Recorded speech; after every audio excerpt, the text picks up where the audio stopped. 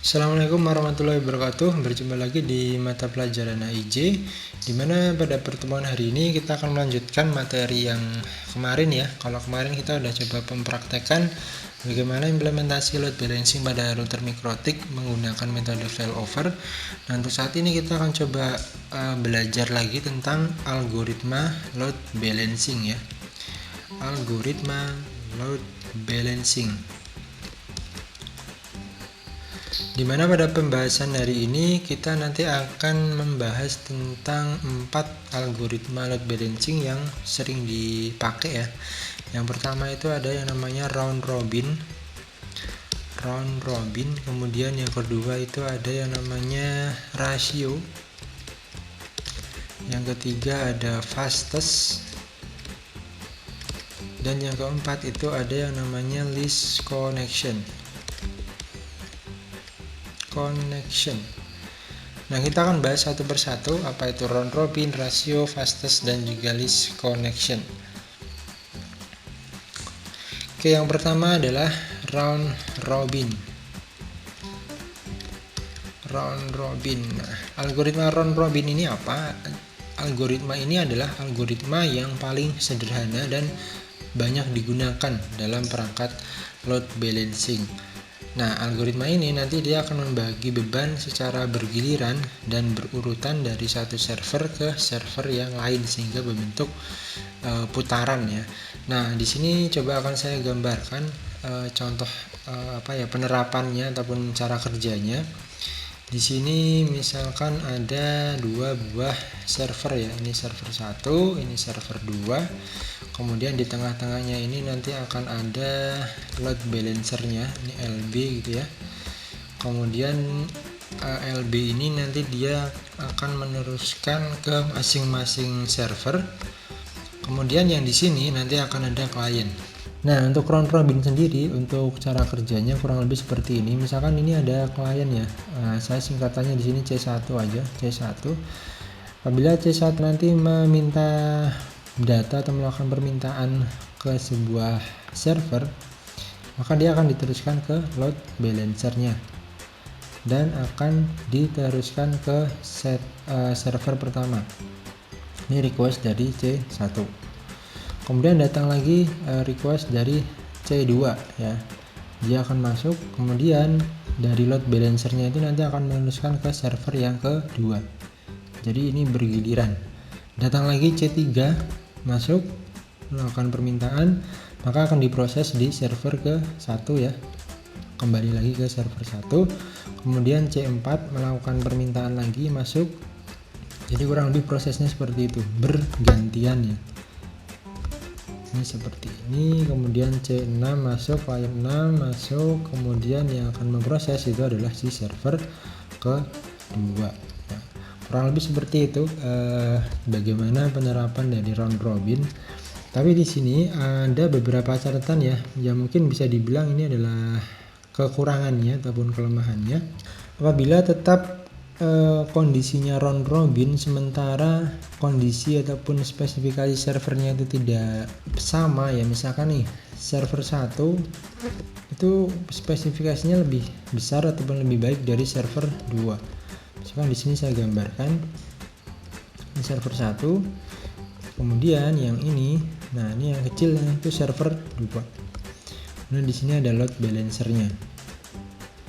Nah, apabila kondisinya seperti yang tadi ya, yaitu server itu akan melayani secara bergantian. Misalkan C1 masuk, dia akan diteruskan ke server 1. Kemudian ada C2 masuk, akan diterima oleh server 2 karena harus bergantian ya. C3 masuk, dia ke server 1. C4 masuk, dia harus ke server 2 seperti ini. Sementara kapasitas dari server 2 ini adalah kecil ya ataupun sedikit, maka nanti efeknya adalah semakin banyak klien yang masuk, ujung-ujungnya nanti akan down, semakin banyak permintaan dari klien ini. Nah, itu mungkin menjadi salah satu kelemahan daripada round robin ya. Dan ada juga pengembangan dari round robin untuk bisa ya setidaknya mengurangi kelemahan itu ya.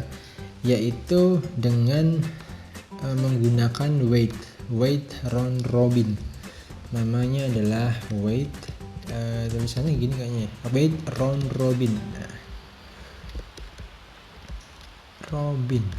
Wait round robin, yang mana dengan metode ataupun algoritma ini dia akan menentukan seberapa besarnya traffic yang bisa dia layani ya. Misalkan seperti ini, kita terapkan wait round robin ya.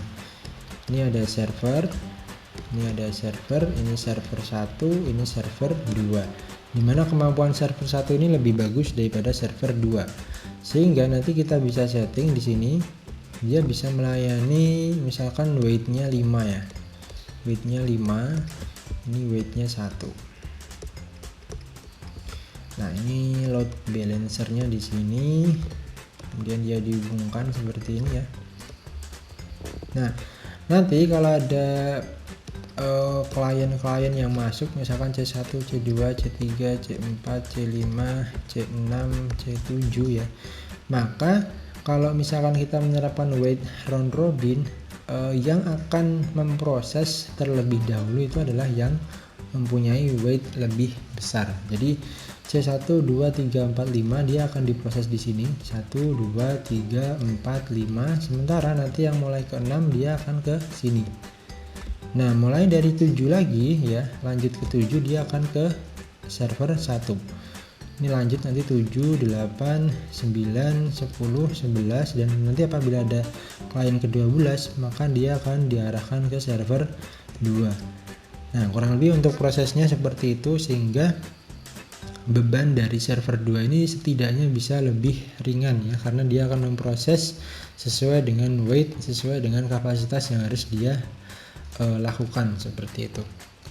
Nah berikutnya kita akan membahas tentang algoritma yang namanya rasio. Nah kalau rasio ini adalah sebuah parameter ya yang diberikan untuk masing-masing server yang akan dimasukkan ke dalam sistem load balancing. Jadi pada intinya kalau untuk rasio ini akan menjadi landasan pembagian beban pada server-server yang terlibat. Misalkan di sini nanti ada load balancer, kemudian nanti di sini akan ada pembagiannya ya. Misalkan ini server 1, ini server 2, kemudian ini server 3. Nah kalau konsep rasio dia nanti akan bekerja sesuai dengan beban rasio yang sudah ditentukan di masing-masing server itu. Jadi server dengan rasio terbesar diberi beban besar, begitu juga dengan rasio yang kecil dia akan lebih sedikit diberi beban. Misalkan di sini bebannya server 1 dia 60% ya rasionya. Kemudian yang di sini dia 20% dan yang di sini 20%. Maka nanti yang akan diberikan beban berlebih ya, beban untuk bisa melayani permintaan dari klien ya, itu dia akan lebih memprioritaskan ataupun lebih diarahkan ke server 1 yang mana dia punya rasio yang lebih besar. Baru akan dialihkan ke server 2 dan server 3 apabila si server 1 ini sudah overload ya. Jadi nanti si load balancer ini akan langsung mengarahkan ke server-server yang memang masih tersedia. Berikutnya adalah algoritma fastest ya. Dilihat dari namanya aja udah kelihatan ya, fast, lebih cepat. Jadi algoritma ini bekerja dengan melakukan pembagian beban dengan mengutamakan server-server yang memiliki respon yang paling cepat. Nah, server di dalam jaringan yang memiliki respon paling cepat itu merupakan server yang akan mengambil beban pada saat permintaan masuk. Jadi nanti ya konsepnya hampir sama sebenarnya ya. Ini server 1, server 2, ini load balancernya. Jadi misalkan ada permintaan dari beberapa klien ya. Misalkan load balancer ini sedang mengarahkan permintaan C1 itu ke server 1, sementara C2 ini masih tetap diarahkan ke server 2 karena pertimbangan dari load balancer ini dia memiliki respon yang lebih cepat ya, mungkin dengan kategori tadi spesifikasi yang lebih tinggi ataupun yang lainnya. Baru nanti setelah dia ataupun server 1 ini masih melakukan proses permintaan dari C1 C2, sementara datang lagi permintaan dari C3, maka load balancernya akan mengarahkan dia ke server 2 untuk bisa menerima respon yang lebih cepat ya, daripada harus diarahkan ke server 1. Kurang lebih seperti itu gambaran dari fastest ya, dimana nanti load balancer itu akan memindahkan ataupun meneruskan ke server yang mempunyai respon lebih cepat.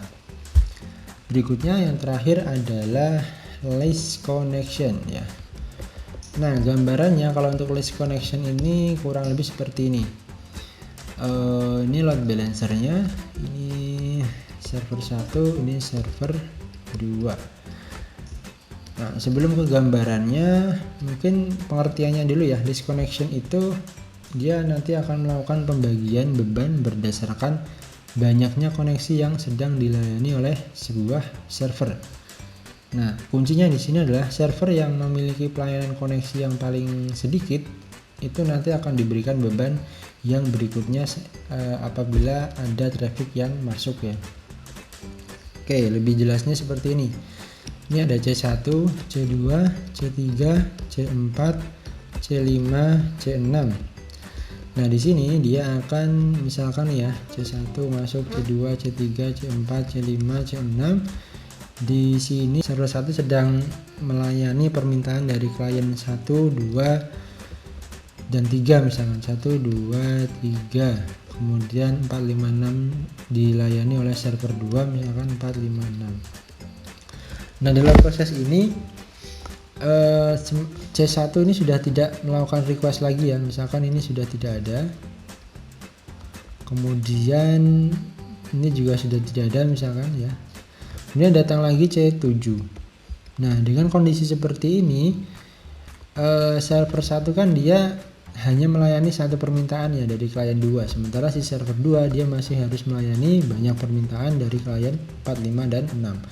Nah, apabila C7 itu datang ya melakukan permintaan ke server, maka load balancernya dia akan meneruskan ke server 1, yang mana di situ dia masih mempunyai beban kerja yang sedikit ya, yang beban kerjanya masih ringan karena dia hanya memproses permintaan dari si klien 2 ini. Jadi nanti C7 akan diteruskan ke server 1.